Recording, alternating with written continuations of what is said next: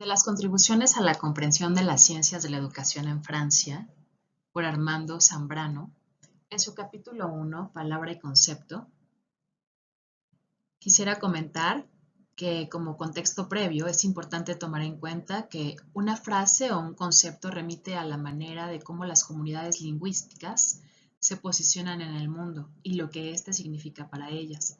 Así que la frase ofrece información de los individuos que la generaron y la forma en cómo ven el mundo.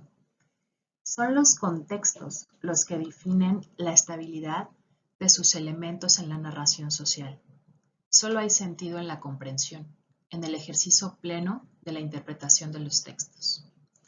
Así, la narración significa discursividad, y esta discursividad se orienta por múltiples eventos, por acontecimientos que se suceden uno a uno en los escenarios de la vida, como bien lo dice Todorov. Partiendo de este contexto, el propósito de este capítulo es comprender la pedagogía y la didáctica en tanto palabra-concepto.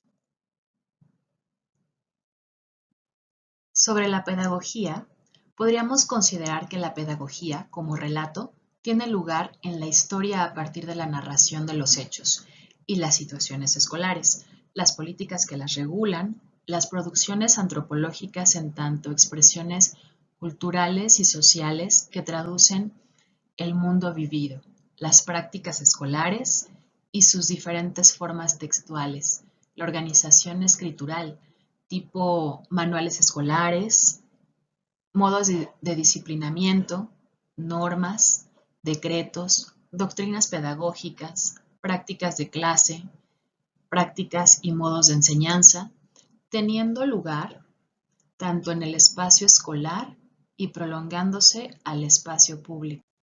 De esta forma, la pedagogía implica el gran momento narrativo de las situaciones educativas, en donde su capacidad argumentativa y narrativa se teje desde el acontecer escolar, donde la narrativa es un discurso orientado por una sucesión de momentos vividos. Insisto, vividos en el aula o incluso hasta el espacio público.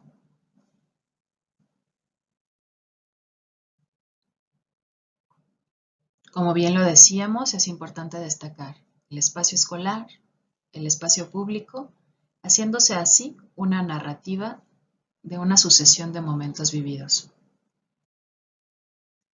De esta forma, la pedagogía implica tanto el hecho educativo, el acto educativo y verla como instrumento y finalidad. ¿Qué quiere decir esto? El hecho educativo es un tiempo de la educación. Este se refiere al pasado, al conjunto de acciones que ya sucedieron entre el sujeto profesor, el sujeto estudiante y algunos saberes compartidos entre ellos. Al decir que la pedagogía implica también el acto educativo, este se remite al presente, el presente de la acción, al momento en que se ejercen las prácticas de la educación. Así, el acto educativo se define como el conjunto de actividades educativas que tiene lugar en el tiempo presente y que actualiza el saber generacional. La pedagogía estudia el hecho y el acto educativo bajo la forma de la literatura, y sus presupuestos provienen del hacer, pues haciendo es como se aprende.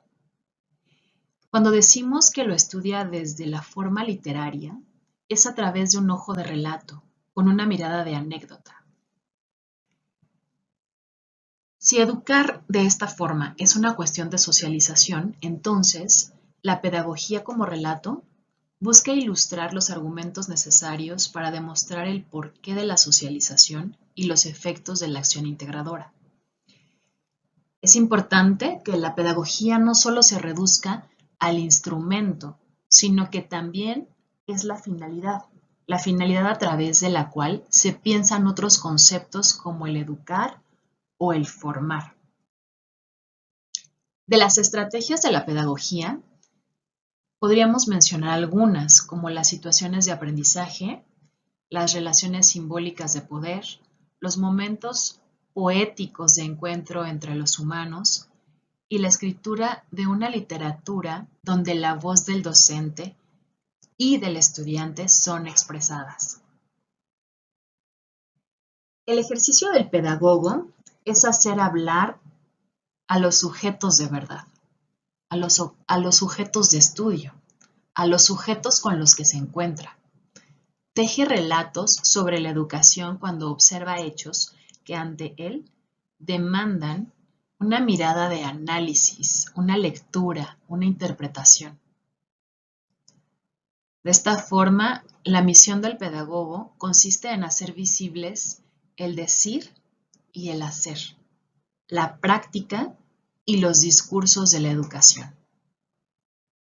Algunos temas de interés para la pedagogía es la exclusión escolar, los niños de la calle, el hambre en los colegios, la explotación laboral infantil, la soledad de los niños que son víctimas en los conflictos armados y de violencia, el desarraigo de la profesión educativa, de la profesión docente.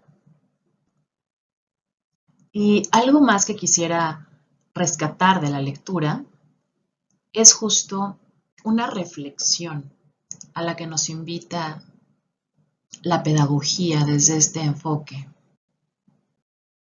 En la era de la globalización en la que nos encontramos, lo que determina el movimiento es la capacidad para enfrentar el vértigo, la prisa, esto que ocasiona en los seres humanos la velocidad de la información. De tal forma que hay una serie de cosas en la vida que se empieza a convertir en bienes de consumo y que el deleite de los seres humanos es un deleite irreal, basado en el consumismo, donde algunos bienes no materiales, como el saber, pierden su valor real, donde se crea la sensación de lo inmediato en soluciones inmediatas, lejos del análisis, de la comprensión, de la reflexión, y son soluciones inmediatas, circunstanciales y episódicas, sin que exista realmente un momento para la pausa reflexiva. De esta forma, la lógica del mercado crea en los sujetos la sensación de la felicidad a través del consumo, ocultando el sentido mismo y auténtico de la felicidad. De esta falacia deriva que en términos educativos, aparentemente sean mejor consideradas las escuelas privadas que las escuelas públicas per se, pues tienen aparentemente mejores equipamientos con que competir, llegándose a producir la mercadería de la educación, en la que aparentemente una escuela vale más por los equipos e infraestructura que tiene por ofrecer que la propia práctica educativa que lleva a cabo.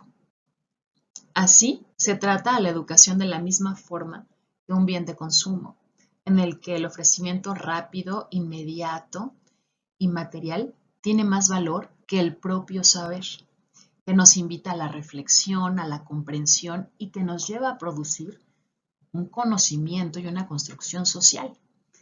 Entonces, de esta forma, esta lectura nos invita a hacer una reflexión final en este primer capítulo sobre cómo es que el conocimiento termina engendrando el abismo entre privilegiados y marginados. Y bueno, de ahí la invitación a que cada uno de nosotros, después de esta reflexión, podamos poner nuestra propia semilla, plantar esa semilla para hacer un cambio en esta visión final que rescata la lectura frente a la situación educativa en la globalización. Muchas gracias.